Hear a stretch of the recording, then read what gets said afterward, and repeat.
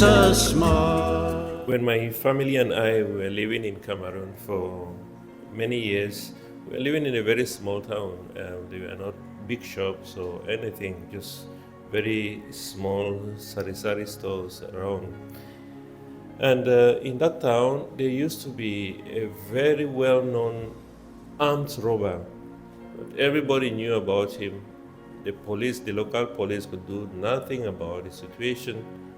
And in fact, people had accepted the situation such that people who knew that they were a bit rich would give money monthly, would give monthly allowance to this man just to avoid him coming to rob them.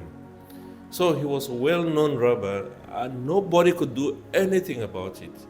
So he would rob, even go to other countries and rob and bring the money and boast about it. And he was tall, strong. Nobody could do anything about it. We just had to accept the situation as it was. But there was this fine day when we got up in the morning, and then there was news that this man had been killed, that he was ambushed by some people. He had gone to rob some local, it's a little bit like the Arti community here, but they had gone to sell their cows. On their way back, they were attacked by this man and some of his friends. And these are the people who managed to kill him.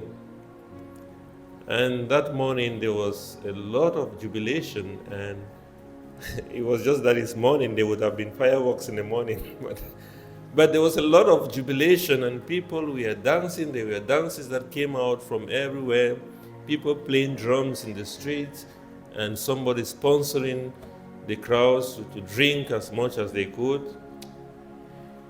And people were happy that this man had died. So happy. And then later on the funeral, he had a girlfriend. Actually, this man was living just very close to where we were staying. And I knew him to be a very nice person, because all the time he would buy snacks for me, most of the time, really. But when he died, I knew of his girlfriend who was living with him there. And this girl went with flowers to the place where he was going to be buried and placed flowers there. And then the next day, this lady was banished from the land, never to come back to step on that land again, never to step in that town where we lived. To tell you how much people had resented this person, and they were really rejoicing that he died. I don't know if I was rejoicing. I didn't know him as, I was a little boy, and I knew him to be a good person because he treated me well. I knew him very well, but people had talked about him as a very bad person. And actually, one of the incidents is he had robbed the Catholic Church there. There used to be a Dutchman, a missionary staying there, and he robbed him and locked him up in the toilet. And people went after him, but he disappeared somewhere. Anyway, another thing, that when I was in Kenya, that this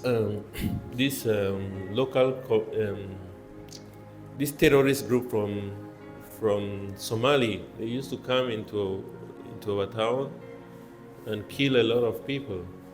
And every morning we hear people have died, people were slaughtered, and all this bad news that was very traumatizing for those who lived where I was working.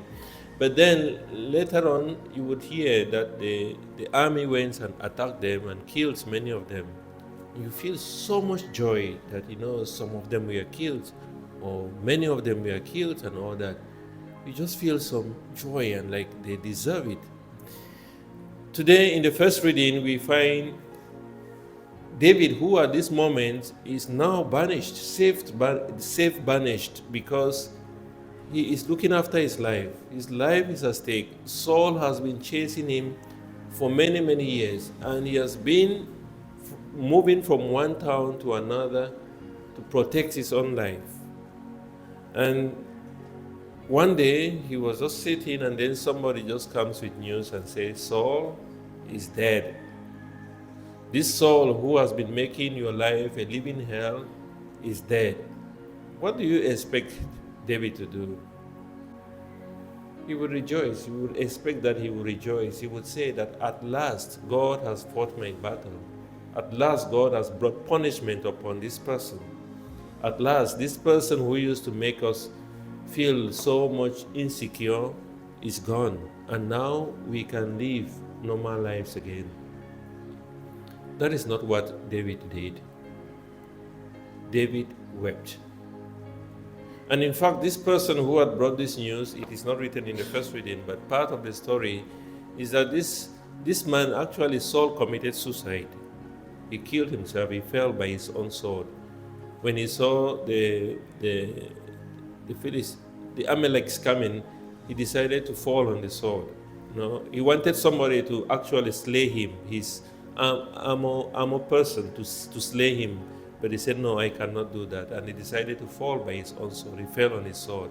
But now this man comes to give the news, and he tries to make it his own, because he expects to receive rewards from David. He said that, I saw Saul and he was about to die, and then I came and I slayed him. And he's expecting that David is going to say, oh, well done, you did very well, I'm going to reward you for doing such wonderful thing, for killing my enemy. But in fact, David killed him for touching the Lord's anointed. To tell you how much David didn't care about what Saul was doing, he respected him. He saw in him the fact that he was anointed by God. That didn't leave David. He was God's anointed. That in these people that we hate is still the Spirit of God.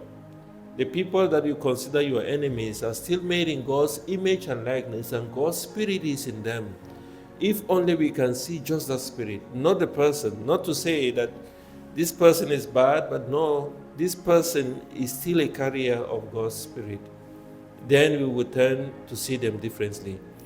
And that is what made David special. That's what made David being called, the man after God's own heart, because he displayed the character of God, that God does not punish us because we are enemies of his. He wants to bring us to himself. That David tore his clothes because when he heard that Saul had died, he did not rejoice. He did not go out dancing and sponsoring people to drink as much as they could because they were at last free. No, he said, God's anointed has been put down. He was so sad about it.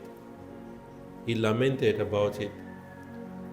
And he continued to pray for the soul of Saul. So, my dear friends, it is also an invitation for us to try as much as possible to pray, like Jesus says in Matthew's Gospel, chapter 5, from verse 43, that we pray for our enemies. In Romans chapter 12, verse 14, he says that we should pray and think about the good of our enemies, not trying to invoke a harshness upon them or revenge upon them, but to think of them as people who are also made in God's image and likeness. Let us therefore, following the example of David, continue to pray, even for those who hurt us. It is very difficult. It is a very tough thing, but this is one of the greatest battles, like I said yesterday, that we could ever fight. Fighting against our own hatred, fighting against our own anger, fighting against our own seeking to revenge or to be vengeful. And therefore, let us ask God to make us people after his own heart, people who would be able to forgive readily, people who would not seek to pay vengeance for vengeance, but to be able to pay evil with good. Kiss us, mother, kiss your children. Bring God's blessings from above. With your mantle blue enfold us in your gentle holy love.